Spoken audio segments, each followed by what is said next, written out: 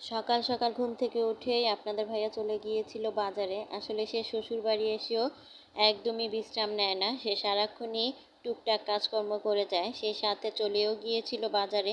আসলে বাজারে গিয়ে আপনাদের ভাইয়া নদীর মাছ খুঁজতেছিল, যেহেতু আমাদের বাসাটা নদীর থেকে অনেক অনেক পরিমাণে ভিতরে, সেজন্য নদীর মাছ পাওয়া যায় না বললেই চলে। আর আমার শ্বশুর বাড়ি মানে আপনাদের ভাইয়াদের বাড়ি তো খুব ভালো নদীর মাছ পাওয়া যায়, একদম নদীর সাথে বাসা।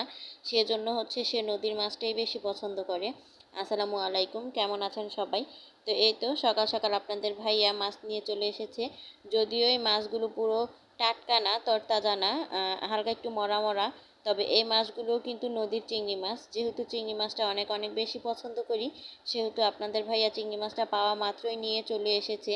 আসলে আপনাদের ভাইয়া সবসময়ই চায় যে জিনিসটা আমরা খেতে বেশি ভালোবাসি সেই জিনিসটাই নিয়ে আসার জন্য। কত বেশি সুন্দর লাগছিল তাই না চিংড়ি মাছগুলো। বাসায় তো সবসময় মাছ টাছ আনলে আমি কাটাকুটা করি, আর এদিকে যেহেতু বাবার বাড়ি, তো বাবার বাড়ি মাছ টাছ এখন আর আমার কাটা হবে না, সেটা আমার মাই কেটে নিবে বা কেটে নিয়েছে। তো এই তো মেয়ের জন্য ডিম সিদ্ধ করে রেখেছিল মা। তো এই ডিম সিদ্ধটাই আমি আমার মেয়েকে খাইয়ে দিচ্ছি, সেই সাথে সে মোবাইল দেখতেছিল। আসলে ওকে তো আমি মোবাইলটা খুব বেশি পরিমাণে দেই না, খুব কম পরিমাণে দেই। সেজন্য কোথাও গেলে মানে মোবাইল নেওয়ার জন্য একেবারেই অস্থির হয়ে যায় বা অনেকটা পাগলামি করে। আর এই তো আমরা খাওয়া দাওয়া করার জন্য বসে পড়েছি। আসলে বাবার বাড়ি আসলে মনে হয় খালি খাবার খাওয়ারই একটা ধুম পড়ে যায়। আসলে একের পর এক খাবার খেতেই হয় বা খেতেই থাকি, এরকম একটা অবস্থা। মা তো এখানে মোরগের মাংস রান্না করেছিল, সেই সাথে বাইং মাছ ভোনা করেছিল।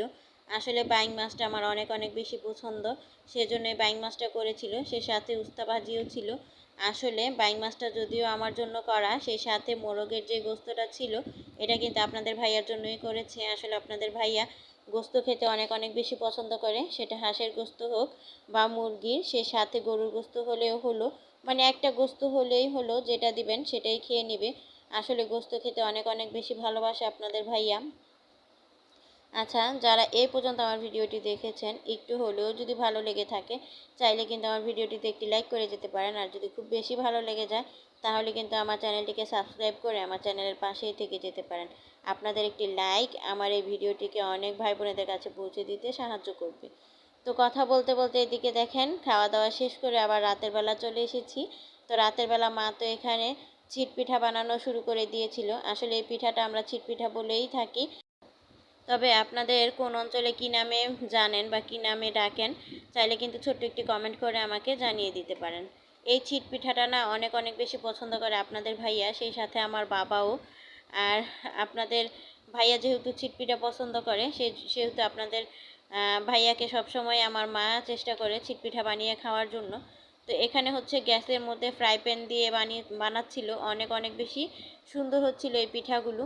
তবে দেখেন চুলার কি অবস্থা, চুলার চারোপাশটা একেবারেই নোংরা হয়ে গিয়েছে। আসলে ছিট পিঠাটা বানানোর সময় না ঠিক এরকমই হয়। এই জিনিসটা আমার কাছে অনেক অনেক বেশি খারাপ লাগে, তবে খেতে অনেক অনেক বেশি ভালো লাগে।